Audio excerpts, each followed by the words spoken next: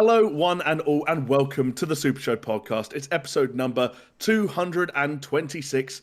And if you're listening to this, then I've got some good news and some bad news. The bad news is that you've been temporarily placed in a waiting room and your estimated wait time is over an hour. But the good news is this podcast doesn't go out of stock, baby. That was a little joke there for the three people in the audience who pre-ordered a PS5 Pro. I'm your host for this week, Jamie, and I'm joined by a man who has so far decided against ordering a $700 machine that helps you play 7-year-old games at marginally faster frame rates. Mr. Alex Jones, how are you, sir? I am very well, thank you. Thank you for having me on this epic news day. Oh, in case anyone can detect the sarcasm in Jonesy's voice there, this is anything but an epic news day. It's not even been an epic news week. In fact, we've got very little in the way of big bombs to drop for you this week. Instead, it's a more low-key affair. We've got a buffet-style platter of smaller stories, Jonesy. So what I've done is I've gone down to Iceland. That's a shop for anyone based outside of the UK. Not where just mums go. It's where mums go. It's the home of frozen food. And I've picked us up a beige banquet of gaming news stories. So sandwiched nicely, snugly between the breaded prawns and the sausage rolls, we're going to be talking about things like the PS5 Pro pre-orders because, spoiler alert, one of the two people on your screen or in your ears right now might be an idiot. But we're also going to be zooming over to the land of the rising sun and seeing what Hideo Kojima had to say over at TGS. We're going to be talking about the trailer for The Last of Us Season 2 that HBO debuted this week. We're going to be talking about Gorilla, and we've got what they've got coming up next. Spoiler alert, it might have something to do with the word Horizon. And we're also going to, as we so often do in this podcast, indulge in the tea that has been spilled forth by Jason Schreier. He's done an AMA over on Reddit to promote his new book. And it had plenty of exciting, juicy little nuggets, especially for the Activision Blizzard heads. What are we going to call them? The Blizz Boys. The Activision Angels? You got anything? I'm putting you on the spot. Blizz heads. I think didn't I basically say Blizz Boys, like Activision Angels. Do you know what Blizz Boys?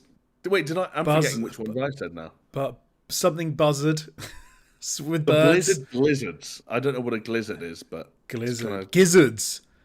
The gizzards, the Blizzard gizzards. Is that gizzards. A bird? No, gizzard is like your insides. It's what birds have. It's like an organ, isn't it? Don't birds have gizzards? God. Blizz Boys. Dizzy Lane in chat saying Blizz Boys. I quite like Blizz Boys. Blizz Boys works. Any Blizz Boys will be well fed. The bee lizard people. I like that. It's conspiratorial. Bee lizard. What about bee lizard? A bee lizard. Something to do with Bobby Kotick? We could do like the Kotick kids. Any Kotick kids in the chat? Bobby's bitches. Any of Bobby's bitches in the chat? There are plenty of Bobby's bitches that worked at that company. We know now that much. Whether or not any of them are joining us today, I don't know. But if you could be joining us today live, because this podcast is broadcast around the world. Around the world. You only have to go to YouTube, where the handle is at SuperShowPod or youtube.com/SuperShowPod. And you can join in the fun. You can watch us live. You can join in the chat. You can ask questions. You can respond to Jonesy. You can say hi to Jonesy. And depending on how the rest of the news we've got to share with you this week goes, we might even answer some questions from the audience. It's something we're trying to do a little bit more here on the Super Show. That, of course, is also available on major podcasting platforms. If you prefer your podcast in an audio format, you can head over to Spotify, iTunes, Google Podcasts. Listen to us over there. Leave us a 5-star rating. And, of course, as always, we are being broadcast out on Paisley Radio via paisleyradio.com on Thursdays at 10 p.m, repeated on Mondays. Jonesy, you've already gone to the chat for a couple of suggestions. Anyone you want to say hi to? There are, and I'm glad you came to me. There's an important one this week. I want to say hi to Magni, Dizzy Lane, 69 DJ, Classy Cat, but a very special one whose name I butchered last week. It's Wesley Thibodeau, who very handily in chat as phonetically said, this is how to say my name. Although, Wesley does say that his name is Cajun French.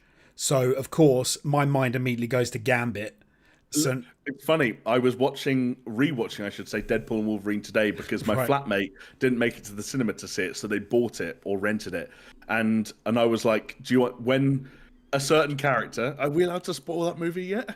I don't think so. It's not. It's only just. Oh, apparently I nailed it. By the way, but I think it's not quite there because it's just come out on TV, isn't it? Like for us in the UK, you can now get it on Sky. So maybe don't just yet. Maybe not just yet. I would say when a certain character appeared on screen, whose voice I love to imitate wherever possible, along with the rest of the internet, apparently, I was like, "Do you understand why they're there?" And they were like, "I've got no idea." There was also another person who appeared in that scene, and they didn't really know anything about them. And I should say, this person, for the record, has just turned 27, so they're not even like that young. But now I'm wondering if I know the answers to those questions. Like, is there inside baseball that I don't get? There's a character who appears in Deadpool and Wolverine who might or might not have the accent that or have I know who you mean. Yeah, I know who you mean. Yeah, and like there's a reason that the actor who plays that character is playing that character in spite of never having done so before. Oh, I don't know that. I don't know that story. They were trying to make that film. That person was slated to star as that person for like years back in the day. I didn't know that. Went to Comic-Con in a T-shirt of that character. I'm so glad that they weren't that character. They would not have been right at all. I think the tone would have been very different if they'd made that movie. But anyway, do you want to give us your best Cajun? I was going to say I was going to try and say Wesley's name in the accent, but I can't do it at all. It'd be the only thing I could be something like maybe Wesley Thibodeau. That's what I'd go with. Do you know what Wesley Thibodeau's making a name for themselves out here? Wesley Thibodeau's making a name for himself out here. See, I'm just getting Puss in Boots. That's all I'm getting from that. Is that not like it's kind of a bit like that, isn't it? Do you know what my brain always goes to the X-Men? Is it X-Men Academy, the beat 'em up game back on the PlayStation 2, maybe, or maybe even earlier than that? I think maybe PS1. And in that Gambit used to say, "Dila wins Nacho Day." See, that sounded a bit better. It's like when you're doing a quote and it's something you've maybe heard before. Yeah. Because otherwise, I think it was just sounding a little bit too Spanish, a little bit too conquistador. Fair. I don't know enough Cajun people. Yeah. No, so... I hear they have a good spice. I love a bit of Cajun. YouTube. There you go. Cajun food Cajun food is supposed to be fantastic, isn't it? I'd like to go. Is it New Orleans? Is a lot of Cajun food? Is that New Orleans? Yeah, that sounds right. And then they say it funny. They say it not like N'Orleans, and it all becomes like one word. They have a lot of. Is that gumbo? Is that gumbo country? Gumbo. I love a bit of Creole stuff. Creole's a lot of fish and sausages and things mixed in pots. Oh, and then it's the best food though. Gumbo, Creole. I made Creole gumbo before, and it was really good. But it was one of those where I just found out. I went online, found a recipe, and I was like, I'm gonna have a stab at this, and it was amazing. But then, a lot of people I live with don't like spicy food.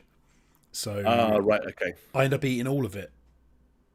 Have you ever tried to split it in two, like at some part in the cooking process, and put some form of heat in one and left the other vanilla? Yes, and I think in a lot of recipes the heat does a lot of the heavy lifting, and when you take all of that out, you end up with something which is not quite as interesting, and then it's basically chicken stock with a bit of vegetable, and you're like, oh, I'm sorry. Yeah, it's boring. But, sometimes boring is what people want. My brother grew up for a very long time liking cheese, but not liking melted cheese. And so he would order pizzas without cheese and was totally fine with it. Interesting. Okay. Yeah, that's... Yeah. I can imagine that could be all right. You don't have to have the cheese. It depends on the type of pizza. If it's like not a very good pizza, the cheese does most of the work. But I think if it's a pretty decent pizza anyway, not having cheese, I could probably take it or leave it. Yeah. You know where else you can find plenty of cheese, Jonesy, if not in your diets? Where's that? It's in the writing and works of one Hideo Kojima. Because if lines about Princess Beach and many other favourites from the first Death Stranding taught us nothing, it's that man is both mad and yet somehow still a genius. It's a very fine line, and he somehow has one foot on one side of the line and the other foot on the other, and straddles it like no one I've ever seen before. And we got a little bit more insight into that madness in this past week, because Kojima took to the stage at TGS aka Tokyo Game Show, for anyone out there who didn't know what TGS stood for, and did well. It was meant to be. I don't want to oversell it. Like, he didn't really present it as like a Death Stranding 2 showcase, but at the same time, it was Kojima on stage talking about Death Stranding 2 for a show that ended up getting its running time bumped up to 90 minutes. He had the entire primary cast with him as far as the Japanese voiceover goes. But the only person represented from the English cast technically was Nicholas Winding Refn, the director, who of course provides the face for Heartman, albeit not the voice. Heartman, the character who, did you ever meet him? The guy who he likes the one who, I think he dies every minute and has to, and then gets resuscitated automatically.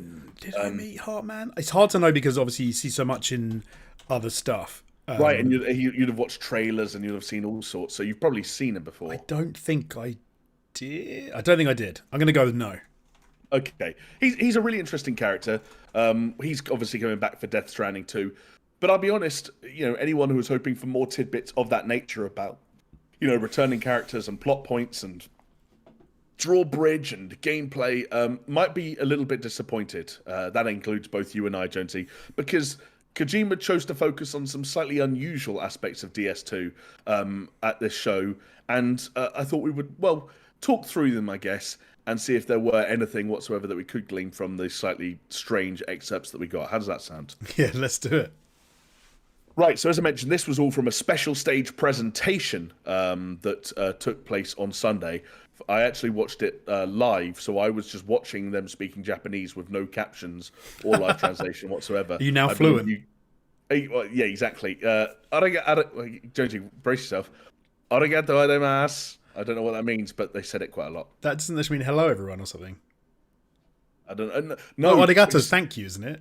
No, because at one point, Nicholas Winding Refn he obviously speaks English, so he was speaking English into a microphone, and the person next to him was translating it for a live audience. And his opener was "Hello, Tokyo," and the person next to him just went, "Hey, konnichiwa, Tokyo." and I was like, "You could have learned that. You could have learned that word, Nick. It's one word. You probably go to Japan quite a lot." No, okay, no, I'm with him because the one of the worst things is when you have the people who get up there and they have a bit they've learned and then they go konnichiwa, blah blah blah blah blah blah, and then the rest of it is in English and you're like, why did you feel the need to try and to say something you don't? I'm kind of with it. If you're gonna have a translator, just let them do it, but don't stop after "Hello, Tokyo." Like, say more before they translate. Right. Yeah, it would be funny if he just went "hi" and then it was like "konnichiwa." Yeah, literally one word at a time. At least the translator's getting paid. One of the first things we saw at the showcase, and one of the things that's caught a lot of people's attention because it seems like it could be fairly cool, is what Kojima's referring to as the photo shoot event. And it's worth noting for anyone who is obsessed with photo modes, for example, that this appears to be separate from the traditional photo mode. And instead, this appears to be some kind of event where the characters themselves gather together and start posing and doing all kinds of... none of it was suggestive or weird or anything like that, but they pull a lot of weird poses and you take a lot of pictures. And when you take these pictures, they get saved as Polaroids that can then be looked at a later date. And Kojima claimed that the mode will have... This sounds like the most Death Stranding thing ever, by the way. The mode will have an influence on the game's story and that it, quote, would be better to take good pictures. Now, how that manifests in the game itself, we have no idea, but I immediately love the idea that Kojima's created this like separate photo mode that kind of has like an in-universe application as opposed to being like a disembodied camera. Right. And like there's some value in collecting Polaroids of the characters that you're spending time with. I don't know. Okay. Yeah, I'm trying to imagine how that can affect gameplay. But I'm like, maybe it's that if you don't ask someone to take a picture, they're a little bit annoyed with you, and then that affects the game. I don't know. Because you do have, I guess, almost relationships, for want of a better way of putting it, with like the handlers in Death Stranding, where the more jobs or deliveries you did for them, you got more likes, and then it went up to 5 stars with more rewards. There might be like an element relationship with some of these characters where, again, you get more likes, or there are specific cutscenes you see if your relationship progresses to a certain point, and one of the ways you do that is through taking Polaroids together. It sounds like a bonding experience. I'm. This sounds. This is going to sound really wrong, and I don't mean it to, or really bad, I should say, not wrong. I'm worried Death Stranding is his magnum opus, and everyone else is waiting for Death Stranding to get out of the way as the first game from Kojima Productions for his actual magnum opus.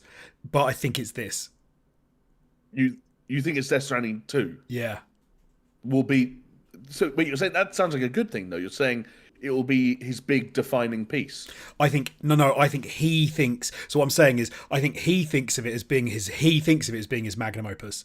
Oh right. Other people are waiting for it, and I think we're going to get to the back end of Death Stranding 2, and it's going to be like, and he's going to be like, yeah, I'm so happy, I'm so excited with how that all went, and everyone's going to go, yeah, but the big one that comes after that, like we've had Metal Gear, we've had all that stuff.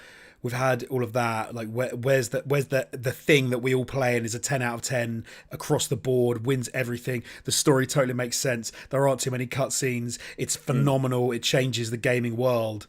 And he's like, "What do you mean? I've already given it to you. It's called Death Stranding 2." The thing is, he's half right. He has already given it to us. It's just that it was Metal Gear Solid 3. I was gonna say it was Metal Gear Solid. It was that back then. So I really hope that Kojima doesn't think that either of the Death Stranding games are going to be considered his magnum opus. Like, there's a part of me that, because Kojima's crazy and he does weird things, and he pushes and prods and pokes game design in weird ways, and I respect him for that. And it doesn't always result in the best products. But what I will say is, I've never got the sense that he's sort of delusional or out of touch. And I'm sure there's a part of him that knows that, like, okay, Death Stranding was polarizing, especially at launch. right. And Death Stranding 2 probably will be as well, because you can't make another game about Sam Porter Bridges walking across large landscapes delivering packages and assume that like people are going to love it more than they did the first time. Can you? I don't think he's deluded at all. I think actually I think maybe he's more in touch than everyone else is. And we're all there going, no, you don't understand. This man is a genius. Like something he's good, but he's like, I'm making video games. I've made a game that I think is really good, and it might be divisive, but a lot of people really dug it, and I like what I'm doing. I like how this works, and I think maybe he's just much more in touch with reality than a lot of us are. And a lot of us, it's like we always think video games are Christmas, and we're always looking for the next present that's still wrapped, and we've had that feeling. But actually, what we really should be doing is looking at the pile of presents we've already unwrapped and saying, I got a colouring book and some Pokemon cards and a jumper and some socks. Like that, I never was going to get a Ferrari or a. Do you know what I mean? Right. Is that you got the promise of video games versus the reality of video games, and I think he's making damn good video games. But I am guilty of saying to myself, do you know what? I'd never played Metal Gear Solid 3. Metal Gear Solid 1 blew me away. Like back in the day, I played it. It changed the way I thought of video games, and I was suddenly like, this is different and amazing and fantastic, and it blew my mind. All type of new video game, but I think I'm always looking for that feeling, and you can't have it that often. It's just impossible. We briefly before the pod were talking about how iPhone, for example, and consoles, how they sort of reach the natural end point, or they progress, along what they can, and then you have to have a paradigm shift. And I think at the moment, video games, we've moved a hell of a long way down that paradigm, and we're waiting for I don't even know, some sort of shift. We don't know. And I think maybe one thing that slightly doesn't help Hideo Kojima is that I think sometimes it's not necessarily that he like buys into some of the hype around his games, but in some of the rhetoric that he uses in describing projects, especially ones that haven't materialized yet, he can sort of like lead people along a little bit when it comes to the significance of his projects. And sometimes it's justified. And there are people that, you just said what you said about Metal Gear Solid. There are people who have similar thoughts about MGS2 and 3 for various reasons. There are people that still think about the Phantom Pain in a certain way with regards to its approach to the stealth action genre, especially a slightly more open-ended stealth action genre gameplay. People who are really hot on Death Stranding still think there were elements of that were ahead of the curve and misunderstood. And then in amongst all of that, you've got something like OD, the title that he's working on in partnership with Microsoft, that he's still, like, every time he's talking about, it. He's saying it's a new type of game, it's a new form of media, like you've never seen anything like this before, and without elaborating on what that means or how fun or successful it will actually be. So there's a bit of that present with him as well, all the way down to like Boktai, like the Game Boy games that you needed to play in the sun, but they had a solar sensor on the cartridge, or when he did that interview where he said he wanted to make a game that self-destructed when you died, and like shit like that. Like, he's always been a bit wild, but I don't know how many times it's actually been not justified, but how many times he's actually made good on some of the promises or the rhetoric or the wording that he uses to describe his own projects when he's excited about them in almost a Peter Molyneux-esque fashion, just with a better hit rate. Yes, you're excited, but it's a video game, and one that you're still making. We've seen games before that are attached to like pedometers. I can't believe that Death Stranding doesn't come with a pedometer, and you can only walk the number of steps you've walked in real life in the game or something like that. Like, I'm surprised he hasn't. Can you imagine? I'd be half the size. He'd do amazing. It'd be amazing for like public health. It'd be fantastic if it was like Hideo Kojima is single-handedly responsible for the improvement of health across the entire globe. So where are we at the moment with Hideo's and with Kojima Productions? So we've got OD, as you just said, which is with Microsoft. We've got obviously Death Stranding 2. We've got Fizzin, which we don't know what that is yet. That is, the working title of his quote-unquote return to the action espionage genre that is being like spearheaded by Sony Interactive Entertainment, but has a film studio kind of on the hook as well. Yes. So to be fair, maybe Fizzin is it. Maybe OD is the paradigm change thing that we're talking about. But then it's so difficult because obviously people have tried that before, where they've tried like games that intertwine with other forms of media and all of that, and it's often a bit of a damp squib, isn't it? But exactly. Then a third-person shooter comes out, and the whole internet turns around and goes, "I really like this game because it reminds me of Xbox 360 games." And then it's like, why bother? Not why bother. That's never going to be that's not the right takeaway. But there's a bit of it that's like, I can totally see myself playing OD and say I've got a lot of respect for this and everyone involved in backing it and making it, but at the same time I can't wait for Kojima to make a video game again, because there's always going to be that part of us living somewhere within, lurking. Back to DS2 though, I will also say at this point, one thing that I thought was, and again, I didn't have Kojima was talking over a lot of these snippets of gameplay and stuff like that, so I haven't gone back and listened to the translation or read the subtitles to know what he was actually saying. One thing that was interesting was some characters who were not necessarily shrouded in secrecy, but we just hadn't seen much of yet with regards to how they might fit into the narrative, were present in, say, for example, this photo shoot event that included Elle Fanning's character, who we now know is called Tomorrow, and also Shioli Kutsuna's character, who we now know is called Rainy. And that's rainy with like a Y on the end, as in the weather is rainy outside. It's not some quirky, Chris Martin and Gwyneth Paltrow's kid's name. Like it's rainy. So yeah, are the names of his characters better in Japanese? Because in English, I don't know. Some of them are the same, I think. Like hard man, or heart man, won't die man, tomorrow, rainy, fragile. It's a porter for the company Bridges called Sam Porter Bridges, a woman whose entire body has been ravaged by Timefall called Fragile, also known as Fragile, and the various ways it's pronounced. A woman who wants to connect the various strands of the world together called Bridget Strand. Oh yeah. A man who's been brought back from the dead called Dead Man.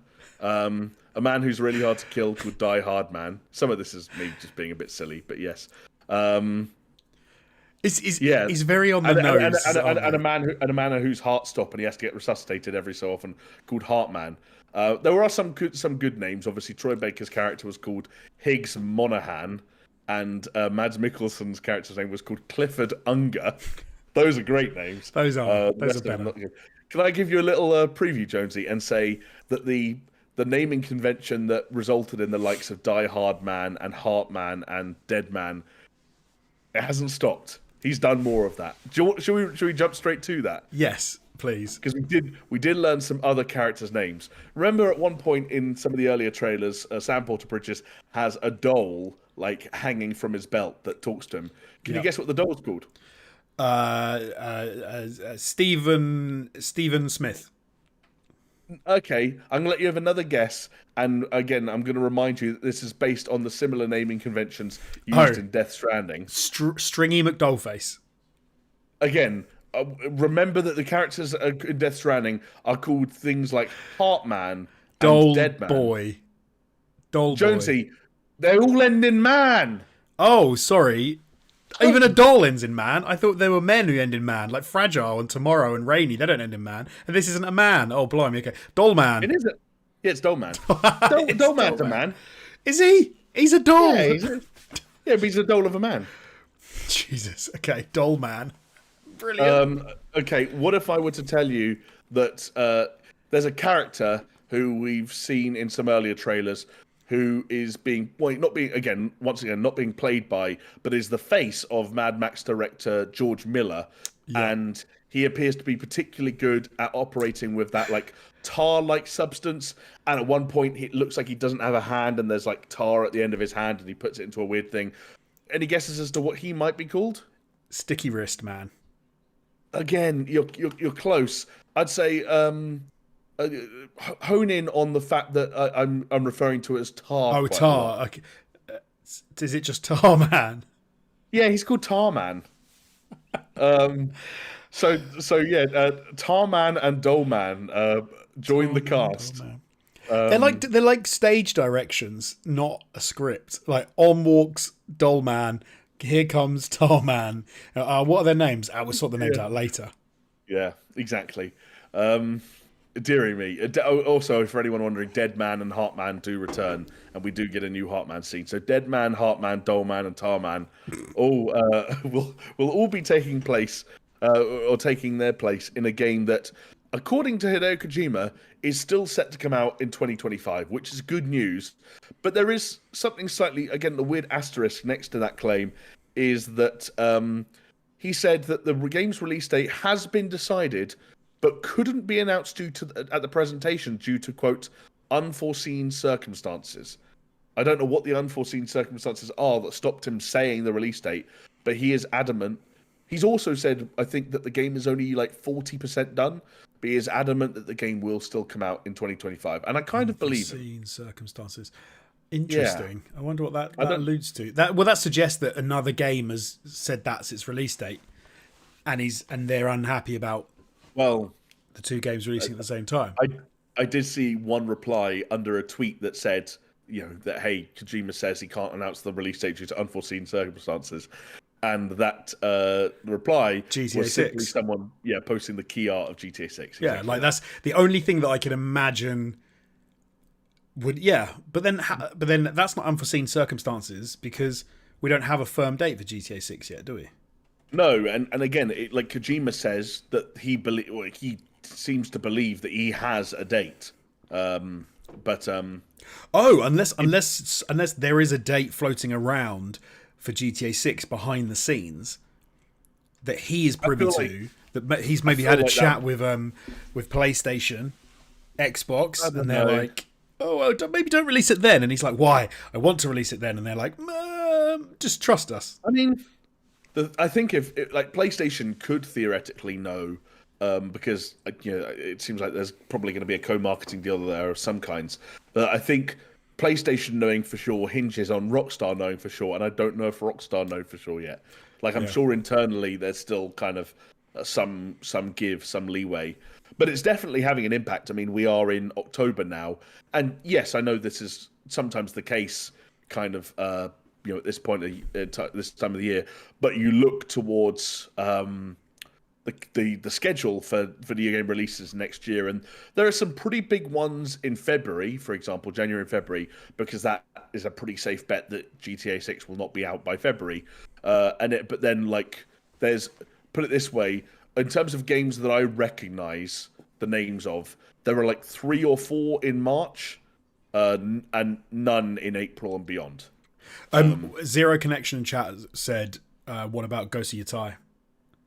Which I just Yatai, but then he's Again, they actually deleted they've retracted the message now. So I don't know if they just didn't want to say that, but no, that could be. I mean, that's back end of 2025. That's sort of, but then there's no. You'd be surprised if there was a date for that. That you get to a point where Kojima's going to actually be worried about it. But also, again, I think like Ghost of Yatai doesn't move the needle enough for Kojima to be worried about it. It's got to be something as big as like GTA 6, surely.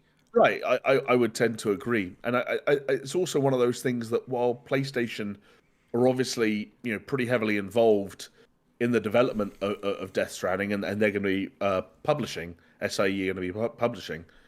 I don't know what the relationship with Kojima Productions is like when it comes to telling them, like, or advising them when they can and can't release the game and stuff like that. Like, is that what? I don't know who gets sort of final say on that. Could Kojima Productions give them a window and SIE give them like a recommended date, or is it the other way around? Or like I don't really know, because obviously Kojima we know from just his tweets alone is certainly pretty hands on with marketing. He wants to edit his own trailers, and it seems to be that he is able to pick and choose when his trailers drop for the most part. Like he's continued to use his relationship with Jeff Keighley as a way of like debuting lots of trailers at Keighley's events, which isn't something that PlayStation themselves do a huge amount of. So I don't really know where the final say lies. It's probably somewhere between the two. These things are always slightly complicated, but yeah, I don't know. Could be something internal, actually, couldn't it? It could just be something that Kojima Productions are the projects and things that are happening for them, and they're like, we want to release it now, and then we're like, hold on, we've actually got this all planned out for next year, and actually it might get in the way of other stuff for us. So it could be. I mean, Kojima Productions are like, it's weird. Like, Death Stranding 2 was one of the reasons why I was nervous before we saw Ghost of Yotai, right? Because Death Stranding 2 is a game that we've known about since the end of 2023. And then we saw it again at the start of 2024. Do you remember we got a massive 10-minute long trailer at a State of Play early, like at the very beginning of this year. And they said then, this is a 2025 game. So I was sat there going, hang on a second, Sony are publishing a game in 2025, and we were seeing 10-minute trailers for it at the start of the year. Like, where are the rest of the games that, like, we've accepted that this has been not a cold year, but it depends on how you feel about the Final Fantasy VII Rebirths and the Stellar Blades and the Rise of the Ronins of the world.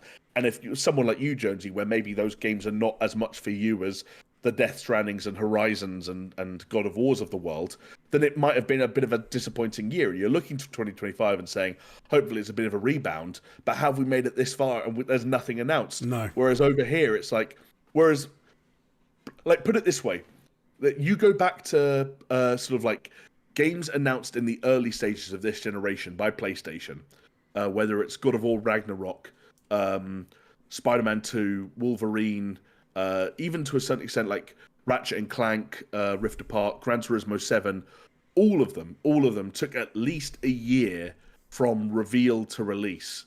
And in some cases, much longer than that. God of War was over 18 months. Spider-Man 2 was about 2 years. Wolverine is 4 years and counting. So it's like, you've got a PlayStation at the beginning of the generation that are like, yeah, we can announce a video game that people aren't going to even see for another 4 years. And now we're at the midpoint. And there's like, nothing. They're not talking about anything. Why is there nothing to even show? Like, why are you not even showing us the stuff that's coming out in 2028? Don't, because it's so... It's worrying. Like, it genuinely is. You're like, what is this? Just that we're reaching a point. We're reaching peak game. Like, no games are coming out. There's no games left to dig for. They're like, no, all the games are done. The ones we've all got on the docket, when they're out, I hope not. That's it. Everyone's going to buy a PlayStation 5 Pro for $700, and then there's going to be nothing coming out after it. It's like, oh, you had GTA 6. Yeah. What's your problem? And you're just like, oh. Thanks for rubbing salt in the wounds, there, James. Sorry, mate. Well, you know what, Jonesy? If there's nothing to play, we can always turn to watching. And if you're going to watch instead of play, then why not watch something you've already played, like you can do when The Last of Us Season 2 drops sometime in 2025. Once again, we're going to be saying a lot of that at some point in 2025. We got our first proper trailer for The Last of Us Season 2, courtesy of HBO.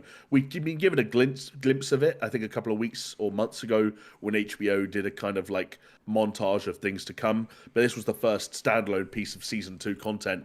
And indeed, excuse me. Oh dear, I apologise.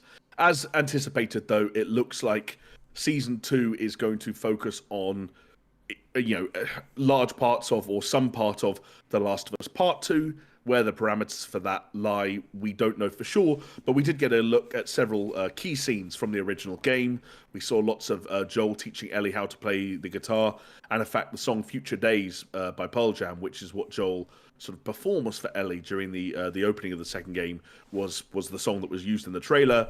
But as a lot of people pointed out, Jonesy, we also got our first look at Caitlin Dever playing Abby, significantly toned down in terms of muscle mass, but no less turned down when it comes to her ability to grimace and look unhappy with both the cold and the zombies, which I can imagine are of equal annoyance. She looked good.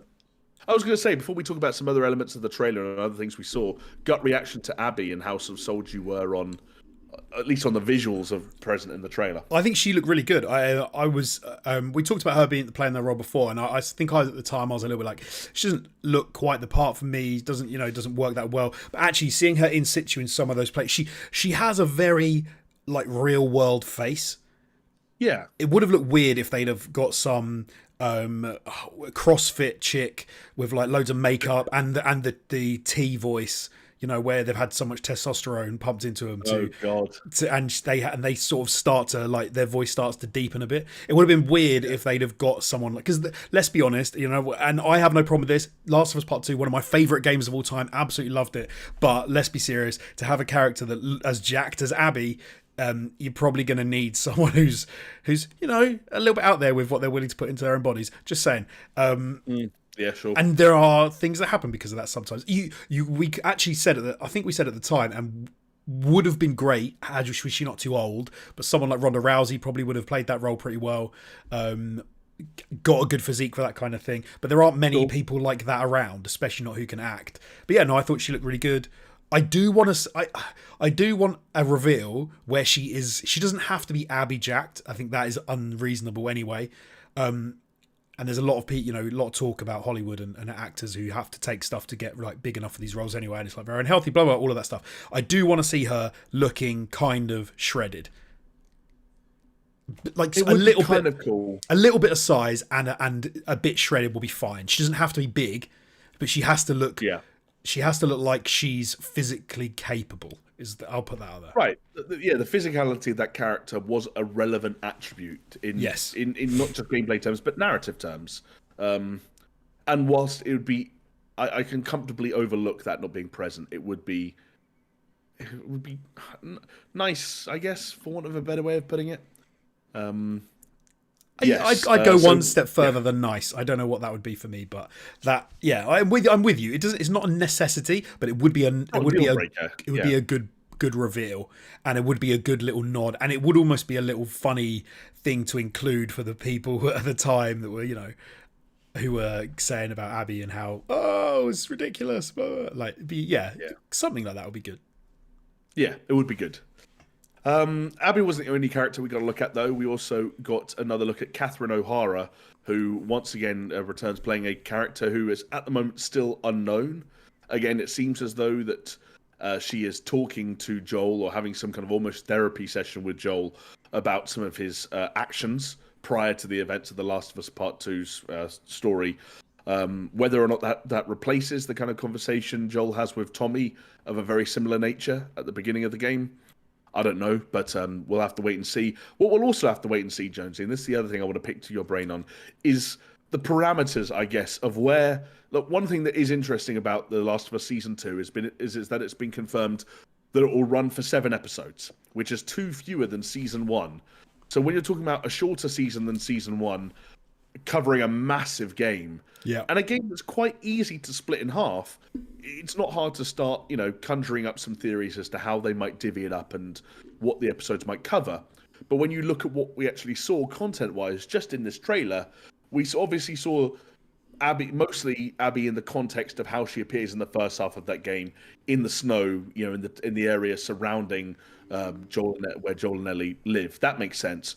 But we also saw clips of some Seraphites. We saw a character with the very eye-catching scars that the Seraphites bear.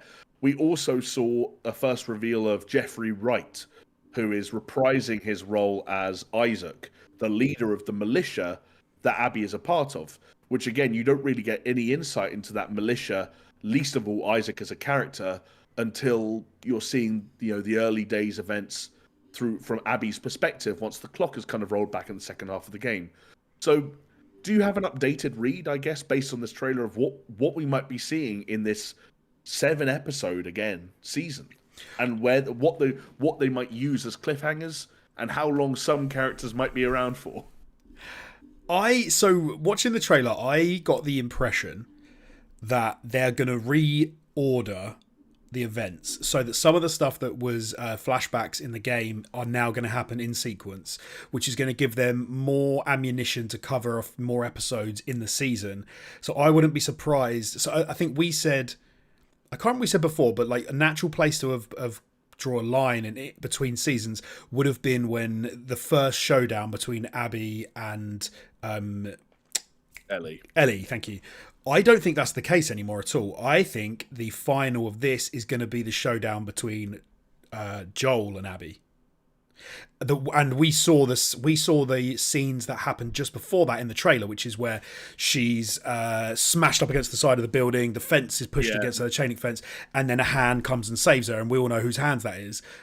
So I think someone shoots a zombie right off the top of her, don't they? Yeah, or something like that. Like that. Yeah.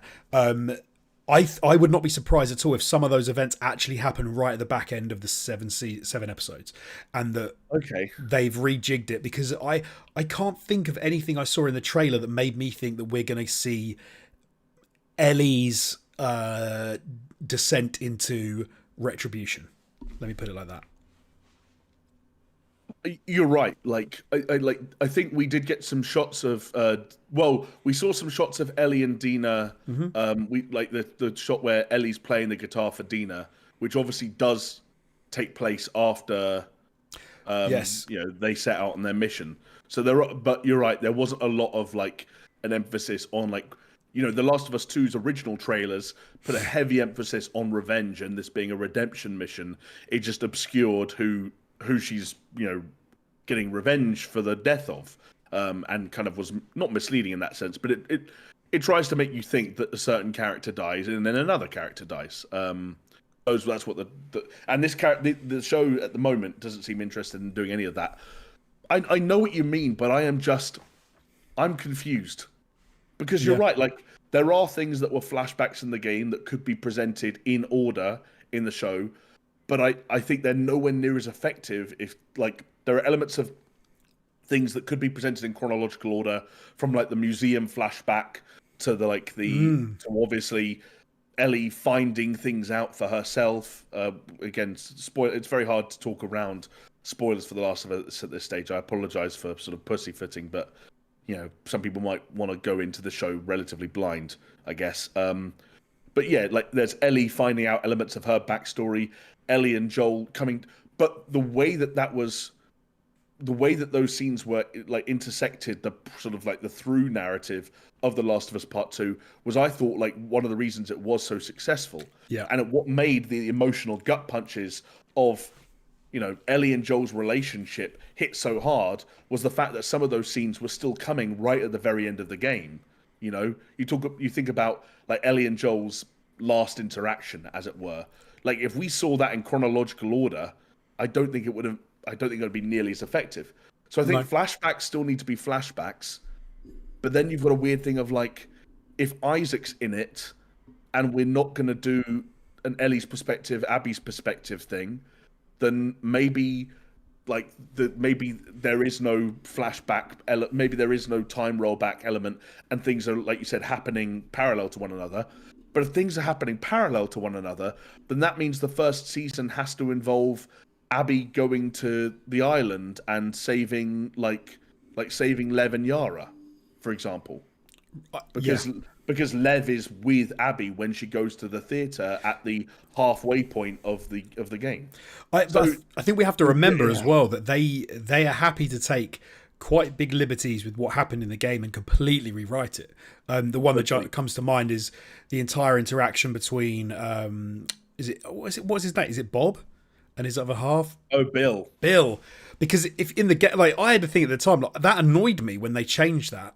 Sure, yeah. Because they made such a different, they literally inverted the entirety of that relationship, which I found very strange. I didn't really see why they did it. It made a very good episode for TV, but I think you just missed. It was weird for me to take a narrative point and literally flip it on its head, because you're then like, well, hold on, which way round does this story go? But if they're willing to take that kind of liberty with the TV show, then I don't think we can assume anything going into the series. You're not wrong. You're absolutely not wrong. Especially because, again, like, 9 episodes didn't feel like a huge amount of time in season 1, and I thought there were some elements they skimped on. So I've got a feeling 7 episodes will feel like even less in season 2. There are also interesting dynamics when it comes to kind of like the star power of certain characters who the actors portraying them. Like, they could be on the hook for 1 episode, they could be on the hook for 6 or 7, and I know if I was a money man at HBO, I know which one I'd rather. I'd tell you, okay, I would love season 3 to be the Abby season. If they did that, if they literally went, no, we are doing it, we are going full game, and season 3 was a rollback and a start again, and this is from her perspective, I'd be so up for that. Well, it would be, and it would. Do you know what? It would see them doing what, in many respects, they did try and do with The Last of Us Part 2, which was, let's challenge ourselves to saddle audiences with a character they don't think they like, and try and change their minds. Yeah, whether they're successful or not. Let's get people to see things. Like, let's take this almost irredeemable character and try and get the world to see things from her perspective, in service of, that sort of broader understanding that of, all of the lessons that are to be learned from The Last of Us about, violence begetting violence, and revenge, and an eye for an eye, and every kind of like trope that you can weasel out of that narrative. It would be an interesting challenge. It's one that I'm glad they did in the game, and be fascinating to see them do it with the show. You look like you had an inquisitive look on your face just then. There's a good question that's coming on chat, and it's a super what do you call it? A super chat. Oh my goodness. Nonetheless, wow. Coming in from Zero Connection. Is that €5? I think that is. I don't know what the little symbols are. I'm terrible. That's really bad, isn't it? It's euros. It's not that far from us.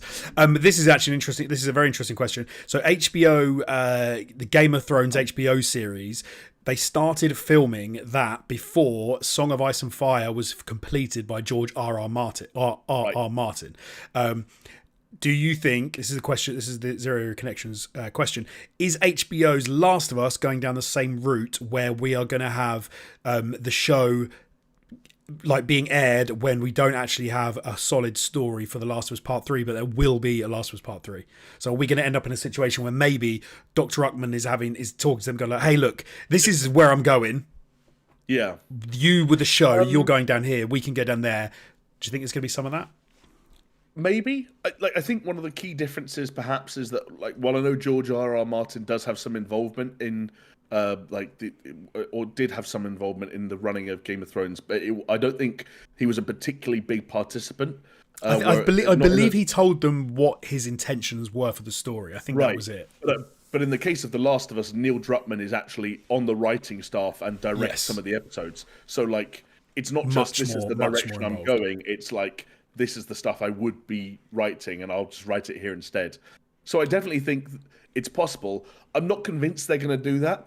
I think they're going to try and get as much runway out of The Last of Us Part 2 as a game as they possibly can. You mentioned exactly the Bill episode. They were absolutely willing to take diversions and tell like slightly more expansive stories outside the remit of the games. And again, The Last of Us Part 2 is massive. We're sitting here talking about how they're going to split like the first 20 hours of that game in half. forgetting there's a back end 5 hours in Santa Barbara that just seems like on another planet. Could be a whole nother season. Right, exactly. Like that. Like there could legitimately be 3 seasons of The Last of Us Part 2 easily, depending on how they structure it. I feel like the murder mayhem arc of Ellie could be like one season in its own right, like a really dark season where we just hit episode after episode of these interactions and these deaths, and it's like really down, like horrendous. I can't see that just being a couple of episodes. I could actually see that being an entire season on its own. In which case, you could effectively have you could have this season, you could then have an Abby season, you could then have a Retribution season, you could then have like the that I suppose that would finish in the theater. Then you could have what's it called? Santa Barbara. You could then have a Santa Barbara season. So you could have 4. You could probably pull like 4 seasons out of The Last of Us Part 2 if you wanted to. Yeah, I totally agree. And you think about Santa Barbara, it's like it's not Bella Ramsey's fault that she is already older or the same age as Ellie was in The Last of Us Part 2, and looks half the age. Like it's not her fault, Bella Ramsey's fault that she doesn't really look 21 in some respects. But there is also an element of like, do you really think in 2 years' time we're going to be sat in front of a season of television where Bella Ramsey has cut her hair short, is effectively married to Dina, and is raising a child? Like, I wouldn't be surprised if they said, actually, it'd be great if that was 6 years away or 8 years away. Yeah. Just to give Bella a bit more time to grow into the role, and for the the makeup that we give her to make her look slightly older, be slightly more convincing. The other thing they have going for them is that like the 2 single biggest time skips, as it were, in kind of the through line narrative of The Last of Us as a 2-part game happen in the gap between The Last of Us and The Last of Us Part 2, and at the end of The Last of Us Part 2, after Ellie agrees to like return home, as it were, and then decides to go back out again.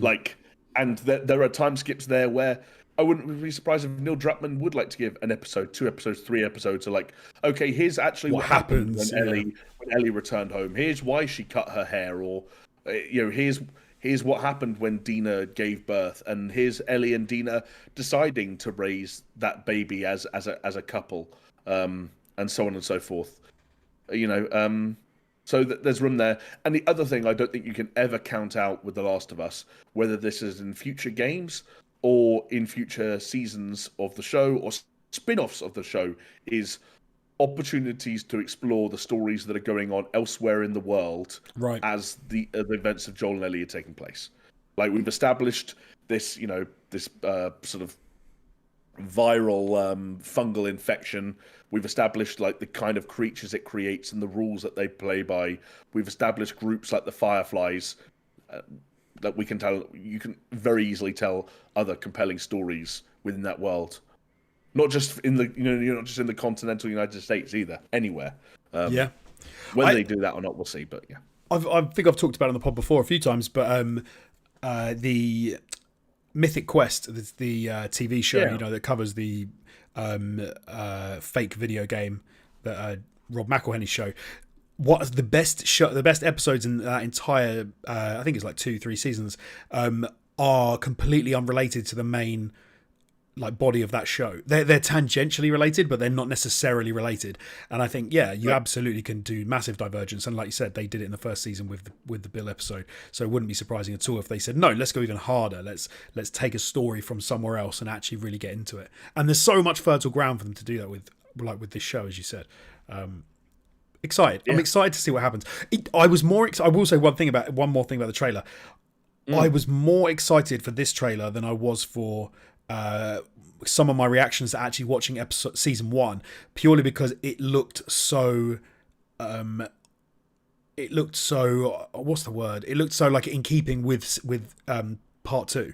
Like some of the sets, some of the way, some of the scenes, I wonder some of the shots. I wonder if part of that is because of maybe there was a sense from season 1 that actually we want to, we did like doing those scenes where it was very similar to the game, so we're going to do more of those. Or maybe it was just for the trailer they picked out specific ones, because I loved it in the first season when they said we're going to almost recreate this entire thing on screen for the show, and it was like, wow, that's so cool seeing it, seeing it as a TV show, seeing what they can do with that.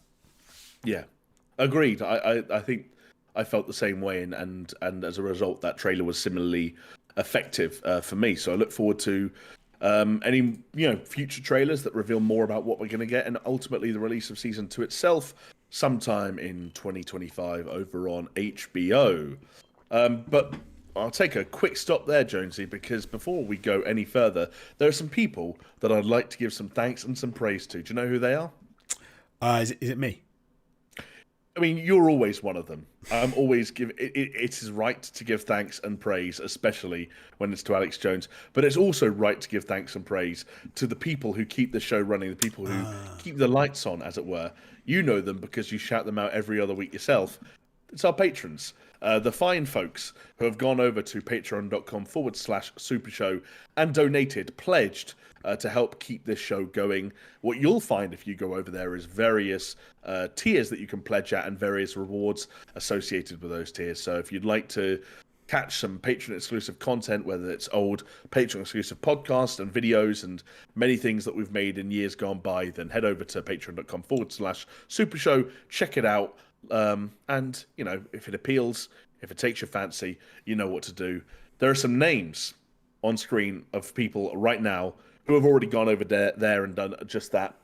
And to each and every one of you, we say a big thank you for your support. But I'd also like to give a personal shout out, a slightly more personal touch, as it were, by mentioning the good names of Aaron Cameron, Athletic Gravy, Brimstone, Icenaut Rock Salt, Jesper Camdal Nielsen, Pastors Guild, Zander GTI, and then, of course, the big dogs, Brett Z, aka Shellshock, Geometric Potter, Hacksaw Book Read, Manuel Guerrero, and Peaswad. Thanks to each and every one of you for your support, for your patronage. We genuinely appreciate it. And with that, Jonesy, let me know, let the world know, have you been playing anything in the last week? And this is a mystery to me because you haven't filled out the document. Do you know what? I've been really busy. Playing video games? No, doing lots and lots of other stuff, unfortunately. I did get 2 hours to play, to do a trial, a PlayStation 5 cheeky trial. And this was after having a conversation with a very good friend of ours, good friend of the show, Mr. Chris. I was going to say surname then. I was like, I won't. I don't know. It was weird. Mr. Chris. It does sound Mr. like Chris. a porn star name, but we'll roll with it. He has been playing Baldur's Gate 3, and the trial is available on PlayStation 5. So I thought, do you know what? He's singing its praises. He's saying it's fantastic. So let me do the trial for Baldur's Gate 3. And I will say, having done the trial, I get why. Even in the short bit I've done, I do get why people are sort of really into it, singing its praises. I do like the tabletop aspect. I do like the dice rolling aspect. The closest game to this before I've probably played was Disco Elysium, which had that kind of sort of feel. It is very. Okay, you will get this. My character that I made is a bard. Okay. Who has a lute. And his I think his some of his powers are like that he can sing. And he can charm people. He's an entertainer. People that don't know that is from when we did an actual tabletop RPG. What was the? I can't remember the name of the Summoner. It was based on the Summoner books. Series. Yeah. Yes. And I played the Bard. But no, yeah, really cool. Really enjoying it. I don't know if I'll maybe make the plunge. There's a lot of other games I want to play before I think I sort of get that deep into Baldur's Gate 3. But no, yeah, very good impressions after 2 hours. Yeah, okay. It is slightly funny to me. Obviously, with Chris, it makes it like I get it because Chris always has like loads of games on his plate, and he's oftentimes incredibly diligent, much more diligent than I think you and I are when it comes to like sticking to games that he's playing and seeing experiences through. And even if his 80-hour playthroughs have to come over the course of the year, he gets those playthroughs done. And so now he's just getting around to Baldur's Gate. But it is slightly funny to me that that two of the three of us are now. I mean, I tried it last year it didn't click with me. But two of the three of us are just now in October 2024 playing 2023's unanimous game of the year. But then, hey, that's the Super Show for you. Better late than never, I always say. I have a decision to make as well now, because I am still playing Star Wars Outlaws. Right. I've stopped. Yeah, it's starting to drag. Like last time I played it, I was like, I don't know if I can be bothered. But I'm in October now, which means I can pick up Astrobot, which is what I was going to do. Right, of course. I think that probably will come before Black Myth Wukong. Okay.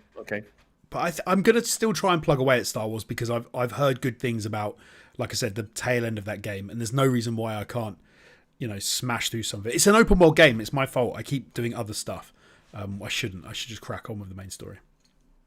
Yeah, they have also now just, and again, I don't know how this impacts how much you're going to play it and the cadence at which you play it, but they have given a kind of a slightly updated roadmap with regards to not just new content, but also some of the things they're addressing.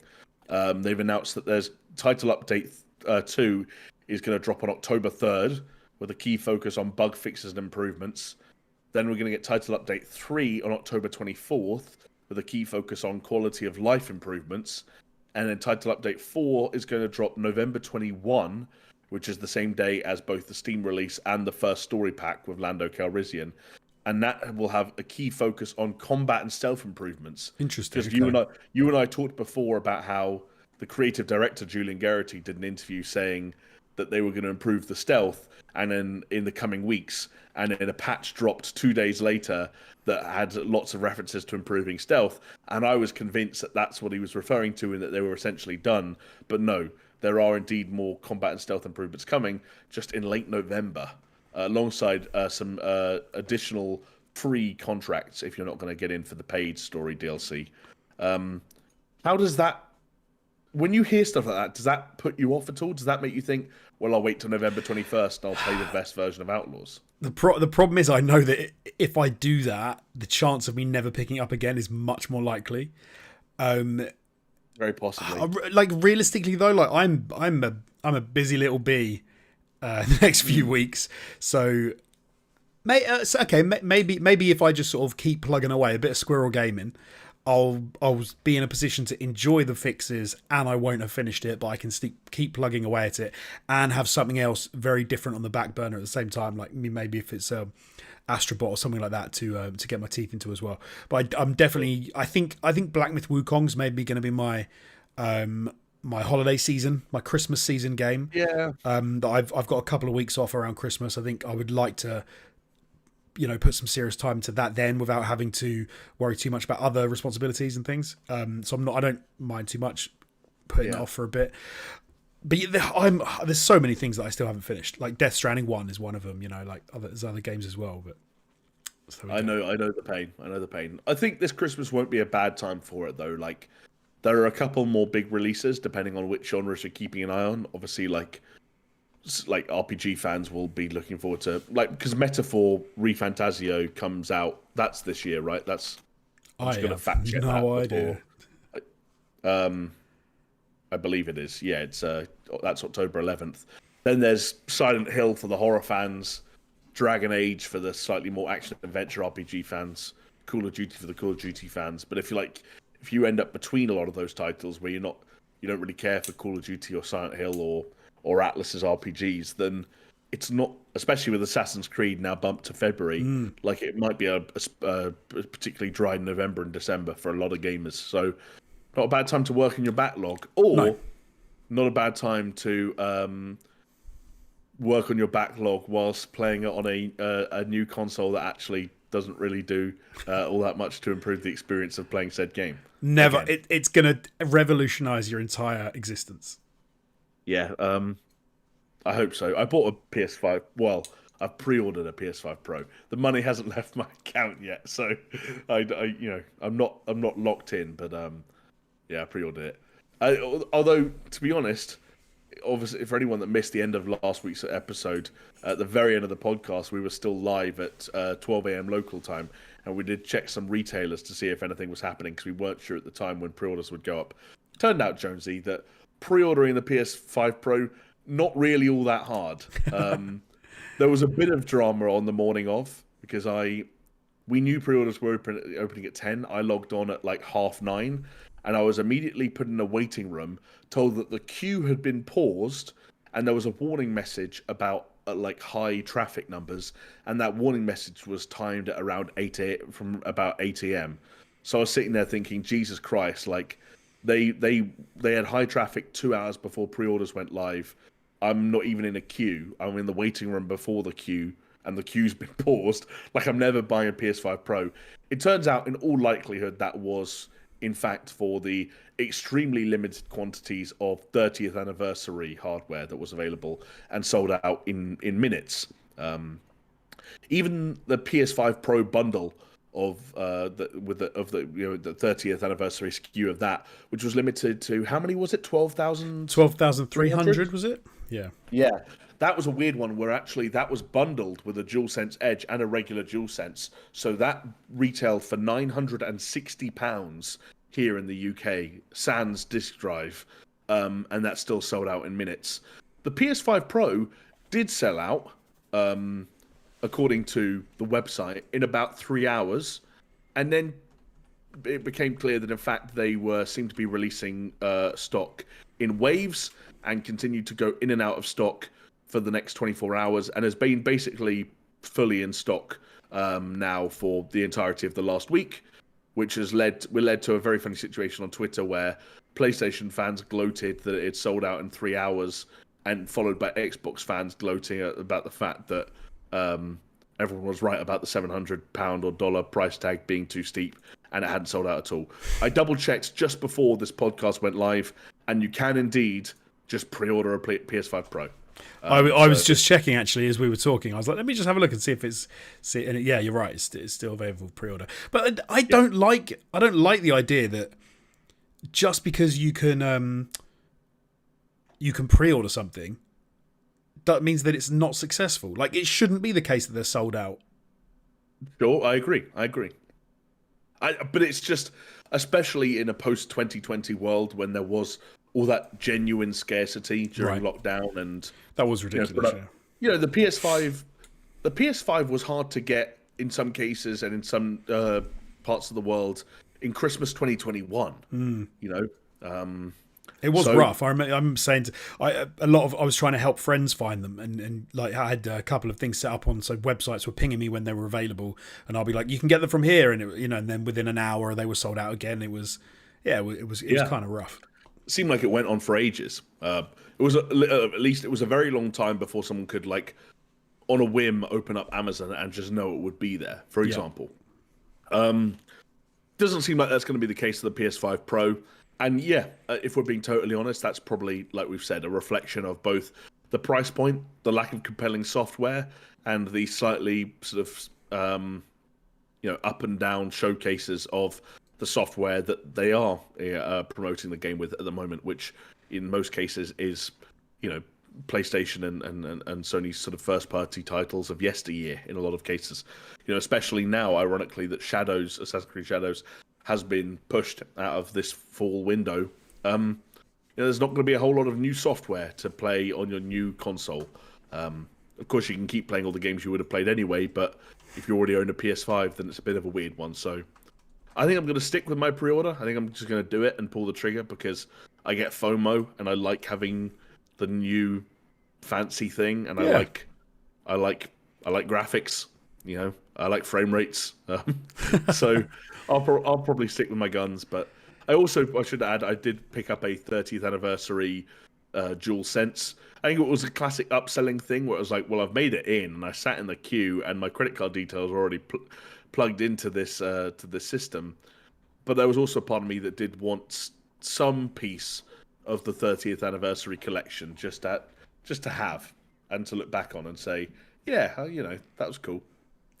I think things like that, like getting the actual console, I think that's a step too far for me. But the idea of actually getting something like that, exactly as you've said, getting a piece of that history, I'm like, yeah, absolutely, why not? I could always, to be fair, go and get my PlayStation 1 out if I really wanted to feel super connected to my PlayStation that I still own and still have.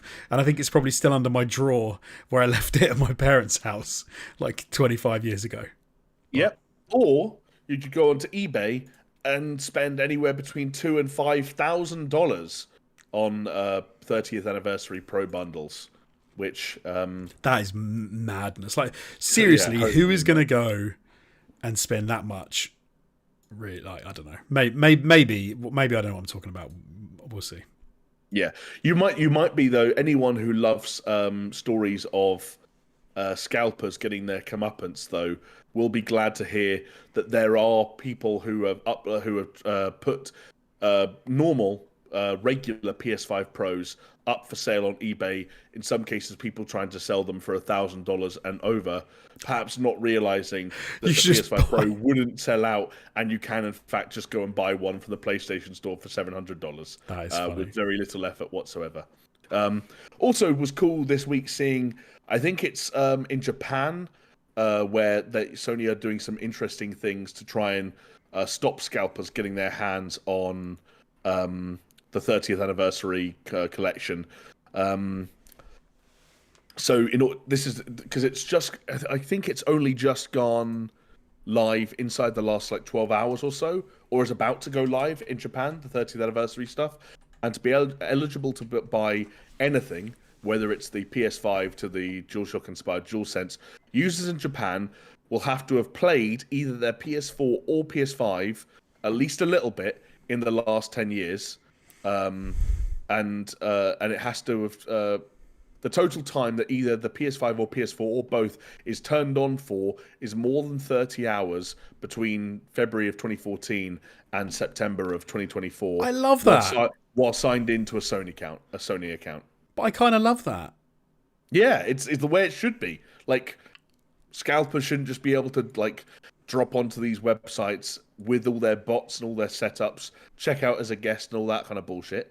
It's the reason people like you don't get to go and see the bands you want to see. Exactly. Jaws, I was just seeing if there was anything 30th anniversary still available on the PlayStation website, and I can confirm there isn't.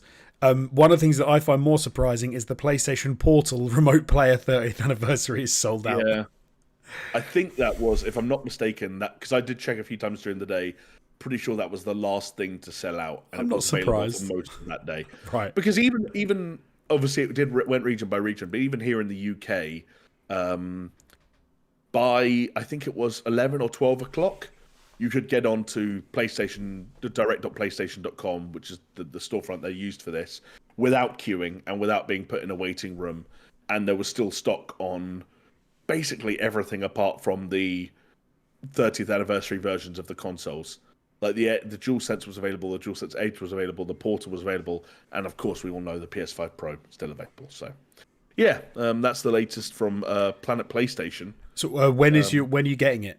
I can't remember the date. Is it 17th of Nov? Am I wrong? I think it's the 7th of Nov. I might be mistaken. Yeah. I'll just double check. But I will say that I'm already kind of looking at some games that are coming out late October-ish, for example. Games like Call of Duty and Dragon Age, and thinking, right, what am I going to play first on the PS5 Pro? But then Call of Duty is a weird one where I'm pretty sure that's not going to get any PS5 Pro support because that is a game published by Microsoft, and whilst they have an obligation to release that game on those platforms, I don't think they have an obligation to do any improvements. Much like when they released Psychonauts 2 it was just like, yeah, there's a PS4 version that you can play on your PS5. We're not making a PS5 version. You can get an Xbox Series X for that. It is launching on November 7th. So I guess for anyone interested, check back on the Tuesday the 12th episode of the Super Show podcast, Tuesday 12th of November. You'll be saying, it's revolutionised my world. It's blown my mind. It's the best way to play video games, bar none. Yeah. It's Horizon Zero Dawn like you've never seen it before. Again. Yes. Um, Speaking of Horizon, Jonesy, Guerrilla Games, legendary developers, some would say. Did you ever play Killzone back in the day? You know I did. I was all about Killzone. That's a phenomenal series. Oh, I couldn't agree more. Did you ever play Shell Shock Narm 67? No, The no. overly violent IDOS published third person shooter. Actually, was that the yeah, that was the third person one, not the sequel was the first person one. No, I don't Set think I in did. Vietnam. Did you ever play Rhino Rumble for the Game Boy Advance or the Game Boy Color? Nope, don't Okay. think so. Well, you're missing out on some hits, but the point I'm trying to make is Guerrilla have some interesting titles under their belt, some interesting IP under their belt. How great would it be to get a Killzone 4? But why would you make anything Killzone related when you could just make another Horizon game? To be fair, this isn't new news. This is something we've known they're going to be doing for a long time. But after the release of Horizon Zero Dawn, Horizon Forbidden West, Horizon Call of the Mountain, and the forthcoming Lego Horizon Adventures, and the forthcoming Horizon Zero Dawn Remastered, Guerrilla Games, according to Jason Schreier, will next be working on the online Horizon game. This was the a game that was announced back in December of 2022 by Guerrilla as an online game set in the Horizon universe, featuring quote a new cast of characters and a uniquely stylized look. I don't know about you, Jonesy, but when I hear the words "uniquely stylized look" within the context of an online game, what I hear is we're not focusing on realism. We're instead making it as scalable as possible so when the time comes to release it and have it run on low-end PCs and maybe even mobile devices, we can do so. Yeah. Obviously, the Horizon thing is a bit of a meme now, in that it seems to be all that PlayStation, like the joke that Herman Hulst will sign off anything if you put the word Horizon at the front of it. Um, How do you feel about the prospect of Guerrilla's next game being one, another Horizon game, and two, how do you feel about the prospect of an online Horizon game, some kind of multiplayer focused title? I think like an online Horizon game is a good shout. I think nerfing it so that it looks terrible and that it can run. That's speculation. That's speculation. Isn't great. If you think, for example, an online Horizon game, my brain goes to something like Ark meets Monster Hunter. Like I think there's a few different ways that game could come out, and I think and could be very good. I don't know if any of them is what it will be. It'll be an interesting thing to look at. Monster Hunter kind of piques my interest, actually, now that you say that. Like, if there were a fun PvE element to this, where it's like, hey, like, me and 5 of my Horizon friends are gonna go and tackle this like giant robot. Like that could be kind of cool. Yeah, I think because we already have that, obviously, where in the game it's already set up like that. There's some absolutely horrendously massive Dinobots that you have to go and smash pieces off to make different elements and art and things and upgrades and whatever. And yeah, I could absolutely see a game where they effectively take one of the worlds or a new world and then throw in some truly gargantuan enemies and say, no, you need to get 4 or 5 buddies with you to go and take out this thing to get the bits you need to do da da da da. And I think that Monster Hunter angle would work really well. I would be surprised if it's that kind of thing. I think I would be less surprised if it's more of an Ark survival online Horizon. You can be part of this clan, you can be part of that clan kind of thing. Yeah, I guess I would too. Away from what kind of game it is going to be, and looking more on Sony's first party output and all those stories we've had over the years about the increased focus on live service titles, and this will presumably be one of them. We know how many of them have been sort of like publicly cancelled, or whether that was before they came out, like The Last of Us Online, or after they came out, like Concord. Obviously, the fact that that Guerrilla's online Horizon game is still going is a vote of confidence in some respects. But do you have any nerves about you that, not that that PlayStation's first-party live service games are doomed to fail? We know that because of things like Helldivers, that's just not automatically the case. But is there any trepidation from you on the part of the fact that this is still a part of a game that is a part of a movement within PlayStation that has so far been a disaster? Not not really. I think Horizon's been around long enough that it should be okay. But I mean, you make a good point though. Like, yeah, they have failed in that way quite a few times. The thing that kind of, I don't know, that there's something weird about Horizon. It should be phenomenal. It should be like really well received. It should be right up there, and it's just kind of not. It's a bit of a. It's weird, isn't it? It is. It is strange. Yeah, absolutely. And so to start with that, and then go, we're going to make an online one. It's like, but Horizon's got to a weird state where it's almost like a lot of PlayStation people will pick it up because, I want something that looks good on my PlayStation 5, but reality is like when it gets to the end of the year, it's like, was that your game of the year? Like, well, no, obviously not. But I don't know why. Maybe it could have been. It looks fantastic. The voice acting's great. Like, some of the stuff in it's brilliant. But then it's just like everything together, it just ends up being a bit meh, a little bit. And I think the any online game of it is going to be more so, if anything.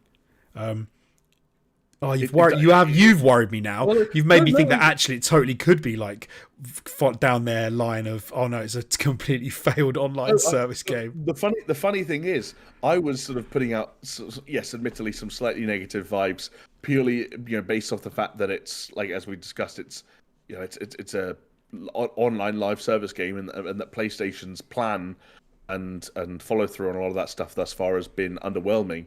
You actually made the good point that Horizon itself has this weird sort of like stigma attached to it, where like it comes out and it presumably sells very well. You don't keep making games and signing off on games and remastering games unless there's a fan base. But it always has the thing where the games come out, it reviews very well, some people really like it, and then its reputation just seems to kind of like dwindle in the wind, in the like the passing over as the years pass by, to the point where you're left reflecting on old Horizon games, going, yeah, it's all right. When in the moment I loved them, like in the aftermath of both Zero Dawn and Forbidden West, I really liked them. Yes, and now I'm like, I don't know. Like if you said, how do you feel about Ghost of Tsushima? How do you feel about Horizon? It's so different. It couldn't be more different. Which I don't really understand why. I don't know why either. Like people make the joke about Horizon having a bad track record of launching alongside incredibly popular games, right, whether it was Breath of the Wild for the first time round and I think Elden Ring the second time round. I think that's a funny meme, but I don't think that's like the reason. We'll see. I do have a slightly different question for you, though. We're going to do some fantasy football. You ready? Yep. Simply because I evoked the good name of Killzone, I'm going to take us back a little bit, and I'm going to say I'm going to name a bunch of franchises or IPs or series that Sony can make another entry in. It's well within their power, well within their remit, but they seemingly have no plan to. And you get to choose what you get one more of. Ooh, and your options are Killzone, Jak and Daxter, Sly Cooper, and Infamous. Oh, it was easy until you said Infamous. What was winning up until Infamous? So just we can get Killzone. So it's Killzone versus Infamous. A new gritty, dark first-person shooter, popping Hellcast helmets, or another free-running, powery. It's got to be Infamous. I'll tell you. I'll very briefly say for why. So, Killzone is wicked. It's a lot of fun. I love the story stuff. It's ridiculous. It's bombastic. It's Nazis from space. Absolutely fantastic. And like you said, it's gritty. It's Hellgast. It's Brian Cox yelling at you. It's fantastic. What Infamous could be on the current gen consoles, I think, would be something really special. And if you could recapture some of the feel of Infamous 1 especially, like Infamous 2 was awful. I hated it. Infamous Second Son was much improved again on 2, but I don't think was as good as 1. There's a lot of stuff in Second Son that I wasn't a big fan of. I liked the DLC. I think was it Ultraviolet or something like that. Light. I forget what they called. I forget what they called it. It was, but it starred that side character played by I always forget her name. Oh my god, we're this is bad. We should know her name. It's not Laura something, is it?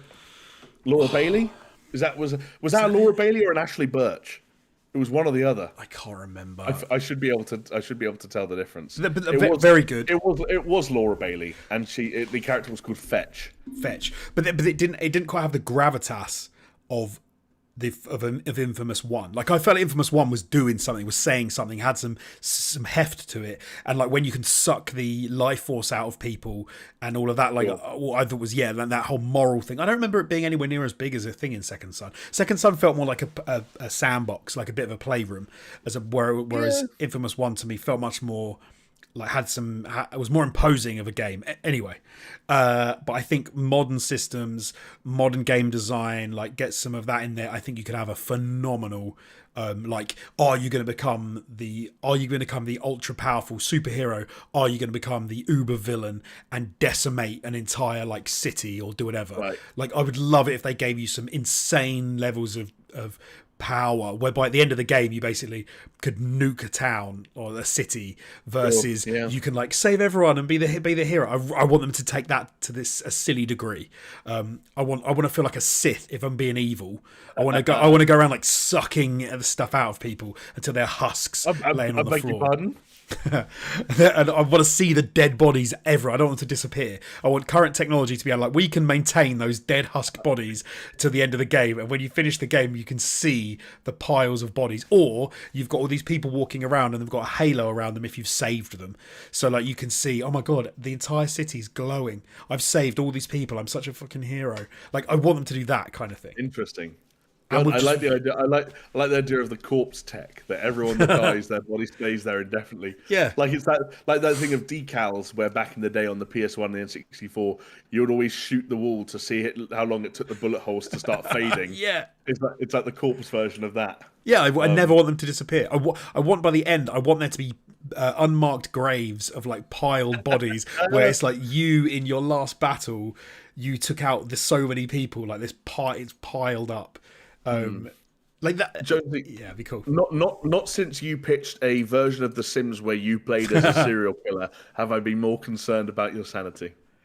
Don't you think that would be a really cool concept in a game if you could especially if you were trying to be good, and it was, and then but there was a park in the game, or there were multiple parks in the game that as you kill people in as collateral.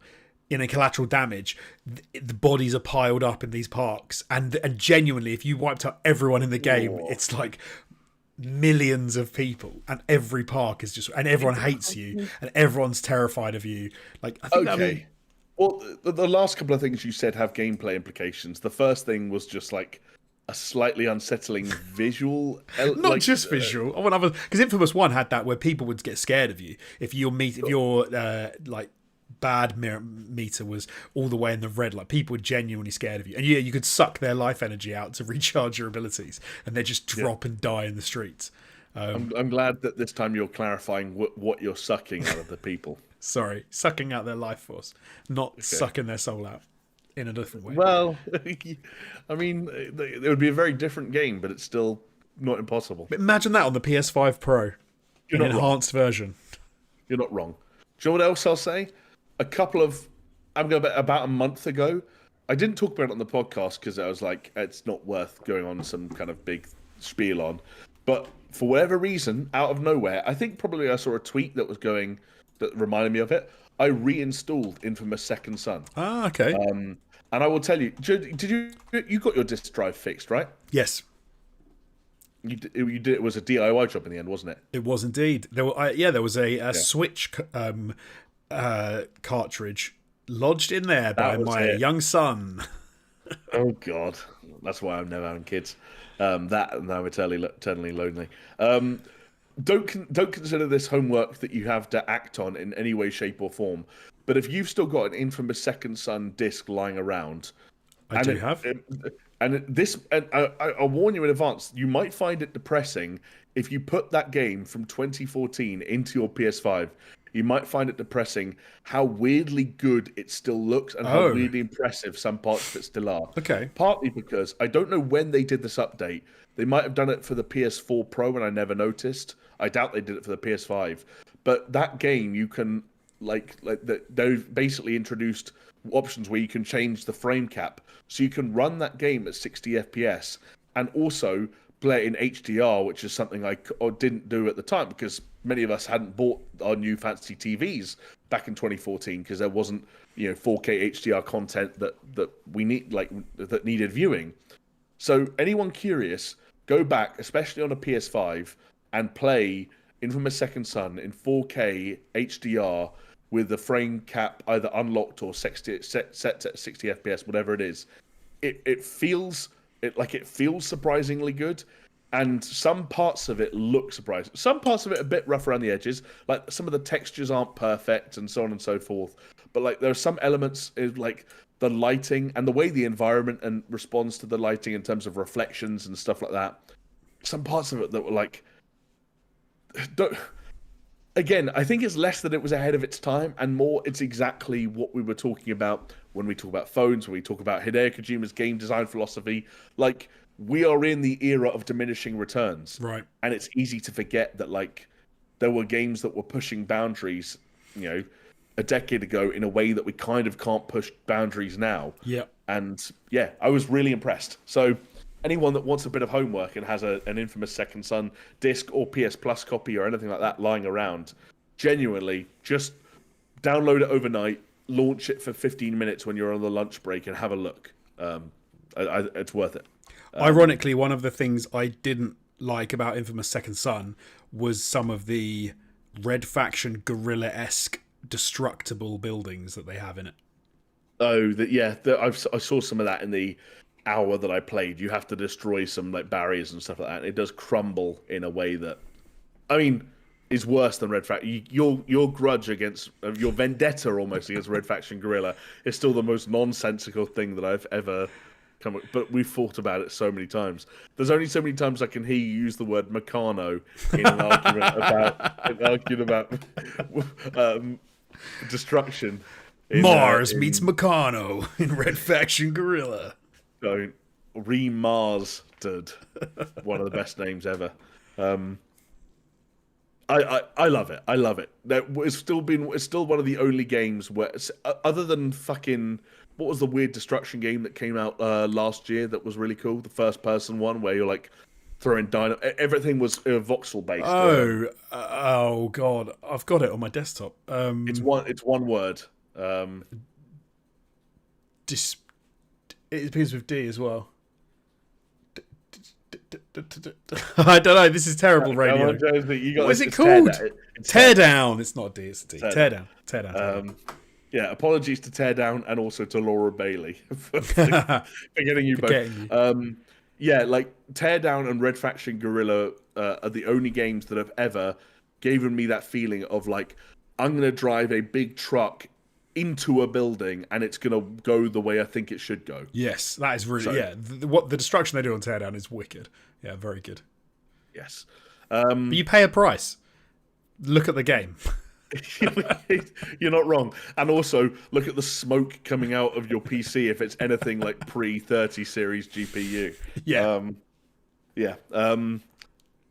But instead, Jonesy, of looking back at Teardown, and an Infamous Second Son, or even looking forward at Horizon's online game, let's look at the things that are never going to be, so that we can get sad and imagine beautiful hypothetical versions of all these things that are never going to see the light of day. Because Jason Schreier has been spilling the tea on all things Activision Blizzard. He's currently doing the rounds, promoting his upcoming book, Play Nice: The Rise, Fall, and Future of Blizzard Entertainment. Obviously, Jason Schreier now it's his third book.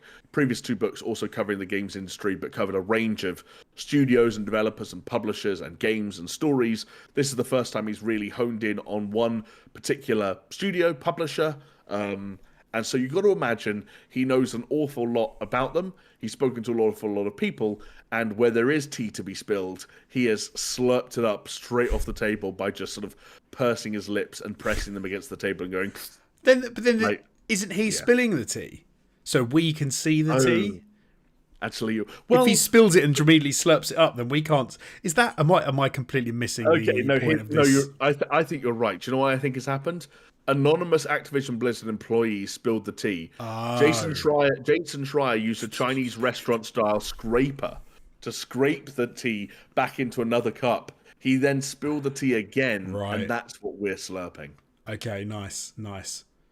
Yeah. Yeah. Um, Or does drinking the tea give you the knowledge? So they spill the tea, he scraped the tea up like you said into his cup. He's drank it, and now that he's drunk it, he can speak it and tell us because it's not his tea to spill. no, because if it still has to be tea, it can't become spoken word. Oh, okay. And then you get into the weird territory of like, is Jason Schreier regurgitating The the tea tea. into our mouths like we're baby birds? And that's not a visual From that his anyone needs. book. We're just Yeah, there exactly. with you open the book and his face comes out and he just goes. That sounds like something out of like Beetlejuice or something like that.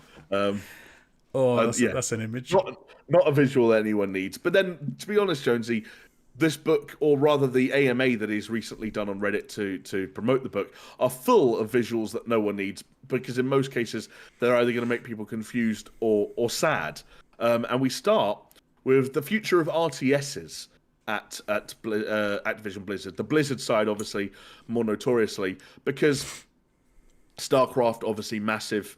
Warcraft, also very big back in the day, but ever since World of Warcraft 3, ever since World of Warcraft, they've been kind of sidetracked there. And then we had Warcraft 3, which remained very big. That got remastered, obviously very poorly. Anyone will remember, like Chris and his some of his hot takes as it became clear that remaster was not living up to expectations.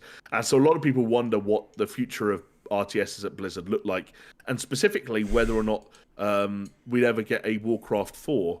Well, we now know that a production director over at Blizzard called Tim Morton led a bunch of pictures and prototypes that did include, at one point, Warcraft 4. I have the disappointing news, though, that Warcraft 4 is seemingly off the table because of the disappointing performance and reception of... Was it Warcraft 3 Reforged? Was that what that was called? Sounds about right. We need to have a poll one day of, like, the best and or worst names for remasters, because we've already brought up Red Faction Guerrilla Remastered. It sounds Mars. But did you also see the other day that they're bringing back Darksiders 2 Deathfinitive Edition? Oh, yes. Yeah. Yeah, that's up there as well. Yeah. Warcraft 3 Reforged is a bit basic next to that, but yeah. But what if I were to tell you, Jonesy, that in and amongst those pictures and prototypes, there was even, at one point on the table, a Call of Duty RTS. Are you a Command and Conquer guy? Could you go in for a modern military real-time strategy game? I could. I was a big Command and Conquer guy back in the day, especially Red Alert. Like, phenomenal. Nice. Absolutely love those games. Yeah, I was thinking as you were saying this, you were teeing this up. I was thinking, do you know what? I haven't played an RTS for a really long time, and I could get down with that. A Call of Duty RTS would be, why not? Why the hell not? Like, yeah, surprised that Ubisoft haven't done it and done a Tom Clancy RTS and just like beat that horse a few more times. I always forget where you're at with RTSs, because you weren't a StarCraft or a Warcraft guy. No, I fell off RTSs a long time before that. But it was Right. I used to play them loads back in the day, but it's been a long time. The Age of Empires? Yeah, Age of Empires. Yep. Okay. But We talked about Command and Conquer. not much past. I try to think what would have been the last one I played. I'm looking at some names here. Like Rise of Nations, Company of Heroes. There were the Lord of the Rings Battle for Middle Earth games. No. Empire. Did I mention Empire Earth? No. Did you play Star Wars Galactic Battlegrounds? A little bit, but not really. Yeah, that was 2001 for reference. Blimey. Red Alert 2 was 2000. Red Alert was 96. Yeah, I was all about the first Red Alert. Command and Conquer, and then Red Alert, and then was it Tiberian Sun as well. Yeah, my first real Command and Conquer was it called Generals? Oh, I'm not sure. Was that the one after that? I'm trying to find the kind of the lineage of the Command and Conquer games at the moment, so it was Command and Conquer, then There were, 96. There was one called Covert Operations. That might Yeah, have been that rings a some bell. kind of. That was an expansion pack to Command and Conquer. Then it was Red Alert, and then Red Alert got Counter Strike and the Aftermath, and then Retaliation. Then Tiberian Sun. Right. Then Red Alert 2, and Yuri's Revenge. Then there was Renegade, which was simultaneously the first and third person shooter that was published by EA. That was for the was that a PS2 game? No, it was just for PC in the end. And then Generals came out in 2003. That was the first one that I remember playing. The thing that killed RTSs for me really was the PlayStation. Like the second, because I used to play obviously RTS games on PC and then on console as well. But when PlayStation came about, it was like okay, and now I'm done with like PC games. Then I went back to PC and I did play a few more RTS games, but again, never as seriously and never for as long. Like that probably would have been Age of Empires and stuff like that sort of era. But yeah, no, but I so like some of the like Rome Total War and things like that, I could get into a bit. Would they be RTSs? I don't even know how big the category is. Are they more like battle sim? Or they like grand strategy or something like that? I don't even know. Let's see what Wikipedia says. It just calls it strategy. Okay, fair enough. Because I guess there are real time components to it. It's not turn based or anything like necessarily. Yeah, I don't know. Oh, of course it's not. But then the campaign, but I guess the battles aren't necessarily turn based, but the campaign itself is. So it's got turn based and real time elements. Maybe that's the reason. I need a suggestion. What modern RTS? You or the chat, Jamie? What modern RTS should I get into? If it's on Game Pass, all the better. I mean, Age of Mythology is it Retold? That literally just came out on Game Pass. I don't know if I want to play an old one retold. What about a new one? Hit me with a modern new RTS game. I don't know what the new RTS games are. Homeworld 3? Oh, Homeworld. Homeworld was wicked. I used to love Homeworld. Yeah. Apparently 3 is not great, though. This is what I've heard. Okay. Manor Lords is like, I guess, more of a city builder, but that has some real-time kind of tactics elements to it as well. Company of Heroes 3. I am getting help on this, by the way. These aren't off the dome. I'd also say, like, if you'll accept, instead of a traditional RTS game, if you'll accept like more of an XCOM style. I'm so bad at XCOM. I used to play XCOM for hours and hours, and I would always get to about the same time from starting, and my entire team would get wiped, and then I would have no money, and then I'd have to start over again. And I always got to that same point, and until I stopped because I was just that bad at it. I was so bad. Well, if you want to be bad at another game in that vein, but based on a franchise that's maybe more appealing to you, Aliens: Dark Descent, which came out last year. Which actually got solid reviews. That's in the high 70s, low 80s on Metacritic, depending on your platform. And again, that is, it's an XCOM, like XCOM Enemy Unknown, so like more modern XCOM inspired Aliens game. Not really necessarily an RTS in the sense that I think you were asking, but yeah, I don't know. There aren't a huge amount of them. There was also again, talking about franchises that appeal to you, there is a Starship Troopers one as well. Ooh. Starship Troopers Terran Command, which is an RTS game set in the Starship Troopers film universe that is seems to have a pretty positive reception if Steam is anything to go by. It doesn't make any sense to me with RTSs. RTSs would be perfect on a phone. I think small scale ones. Like, do we consider Into the Breach? No, Into the Breach is technically turn based. But like those sort of, I think RTS games, anything like that, I think you could not best on, but you could absolutely play it on a phone. But you think about like when you're building stuff and you have all the little things along the bottom, like when there's like you got to change the UX, but I reckon you could do it. You probably could. I still just don't know that anything would be as efficient as a keyboard and mouse, though. in that Oh, situation. for sure. But then I think of, but you know what I think? Because one of the reasons I don't play RTSs anymore is because there's so many stupid little mobile games that kind of fill that niche of base building, making units, going out, fighting. But the problem is with those ones is that you get to a certain point where you hit a paywall and then you never play it again because you're like, well, I'm not putting real money into this. Whereas if I could actually just put in some real cash at the start, get a proper game, and then I could play it. But I mean, you are right. It would be hard to. The controls would not be as good. I'll give you that for sure. Yeah.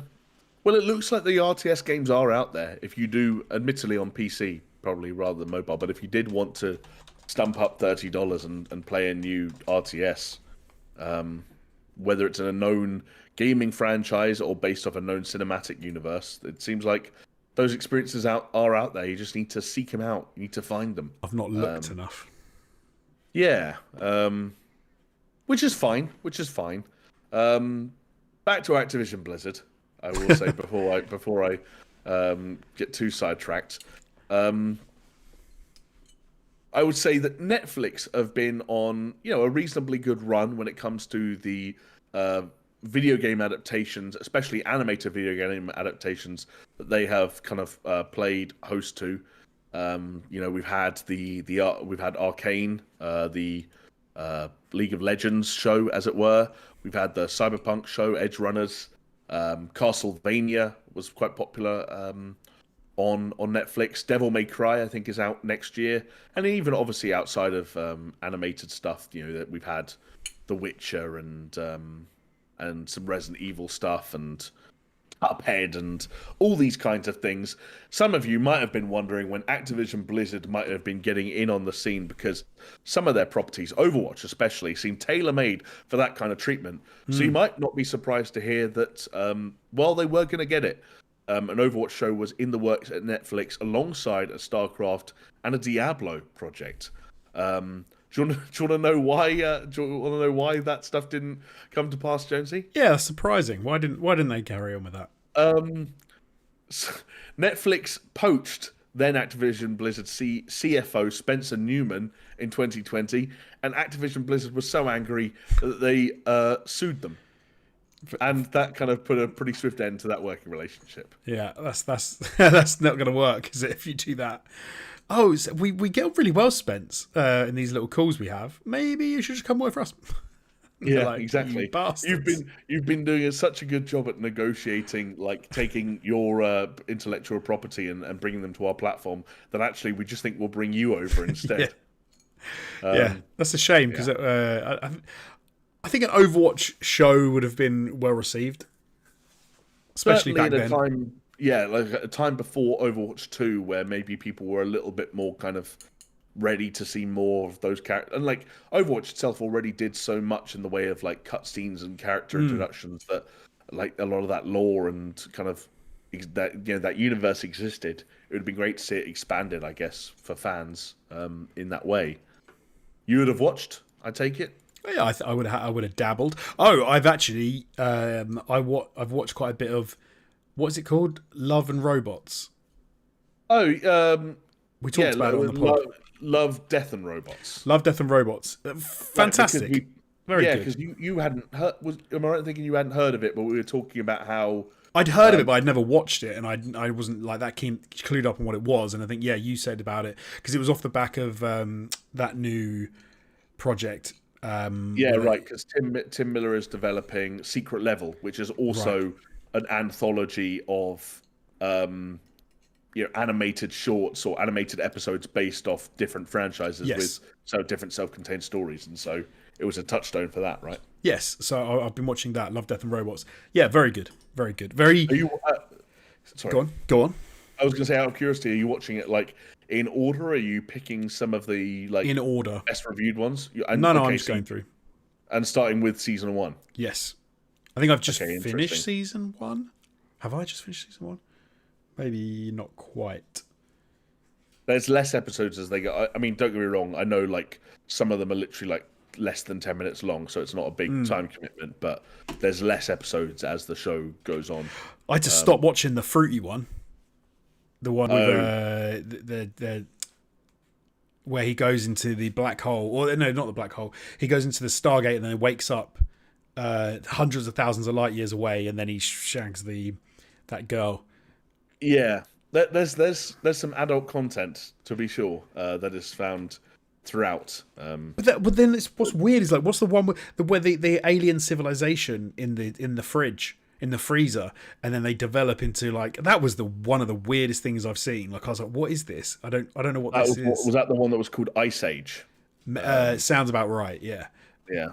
Which was, I was like, okay, that was, whilst they're all odd and they're all little vignettes and they all stand alone, that was one that was very strange to me. It was almost like an advert for graphics, because they were like showing you what we can do, and I was like, okay. I mean, that one was directed by Tim Miller himself, who is like, don't get me wrong, he's directed stuff before. He directed the first Deadpool and one of the Terminator films and stuff like that. But he is Mr. Blur. He's like the face of that company. So yeah, it probably was also a showcase for like, here's all the wild shit we can do in terms of this show. We're good at graphics. Yeah, Topher Grace was in that episode. Okay. He was Rob. He was one of the. You know how it's a couple who. Oh, he was the. Find that he's the dude in the couple who find the. Oh yeah. Okay. Fridge. Yes, I'll also say as well. David Fincher doesn't actually direct one of the animations until Volume 3. Oh, okay. So while he's involved throughout, it's a bit of a wait until you see him actually kind of direct something. Which it's cool. It was maybe my second or third favorite episode in that volume that he's in. It's very Black Mirror, isn't it? Yes, yeah. It definitely. I feel like the longer it goes on, and like the broader the subject matters and the settings and the animation styles become, like especially by season 3, it's like a really wild showcase for the different interpretations of animated, right? An animated show, or animation in general. But yes, I know what you mean. Like a lot of the early stuff are very kind of like, hey, here are these sort of like grim and dark and vaguely science fiction inspired like versions of our future, or like a weird twist on something that like is pertinent to what's going on today, or something like that. But a good. A hit and miss show at times, but an overall a good thing. I'm glad one of those shows that I'm glad it exists, and I hope that Secret Level is more of the same, especially that Concord episode. Wow. Finally, Jonesy, what if I could tell you that Play Nice, the aforementioned Jason Schreier novel, will delve into some cancelled projects over at Blizzard. He's mentioned 2 so far in the recent AMA. One of them, I think, could have actually been, brace yourself, a Warcraft game that you'd have played and enjoyed. It was called Andromeda, and it would have been a God of War style action game featuring Thrall from Warcraft. Cool. I bet that would be but very cool. It's what's annoying is some of these you hear them and you're just like, I can't see why they wouldn't have done that. Like, but they must have so many ideas. They have to pick and choose. Yeah. They also make a lot of games that, like, when they come out and they hit and they find an audience, they have to keep working on for a long time. Like, Activision Blizzard are, the Blizzard, or even just the Blizzard portion of it. They're not a small company by any means. Right. Thousands and thousands of employees. But when it's like, oh yeah, we have to keep working on Diablo 3 content, and we have to keep working on Hearthstone, and we have to keep working on World of Warcraft, and we have to keep working on Overwatch, and like all these games that like, you just have to keep making content for that. A lot of people at Blizzard probably had their hands full year round working on the shit that people were already playing, Mm-hmm. So that's one thing we're probably never going to see. Also cancelled after Alex Afrasiabi was fired for misconduct, was a game called Avalon, which was a Minecraft-like game set in the Warcraft universe. Again, that is the kind of thing that I could see being cancelled, because I don't know if Jason Schreier has elaborated on the timeline, so I'll probably find out in the book, but I could totally see that being a thing where they like greenlight that when they think it's relevant and cancel that because they quickly find that entire market's been cannibalized and there's actually no real need for a Warcraft set Minecraft game. No. They're like, this just isn't going to go. It's not going to go how we want it to go, is it? Let's just put a fork exactly. Like even when even Fortnite are making Minecraft-like games that I don't know what the numbers are on Lego Fortnite at the moment and like how many people kept playing it, but when even like one of the biggest games in the world, I'm gonna just take a guess and say struggles to popularize like their Minecraft-like experience, then you know that it's a big market with a lot of players, and most of them already have pretty established concrete audiences. Yes. Yeah. Absolutely. All right. Well, that was it. I mean, I know what to say about like. I played a bit of Lego Fortnite as well. Like I thought it was quite charming and quite cute. But it's one of those where you could see that people are going to fall off it quite quick, especially because there's nothing to do.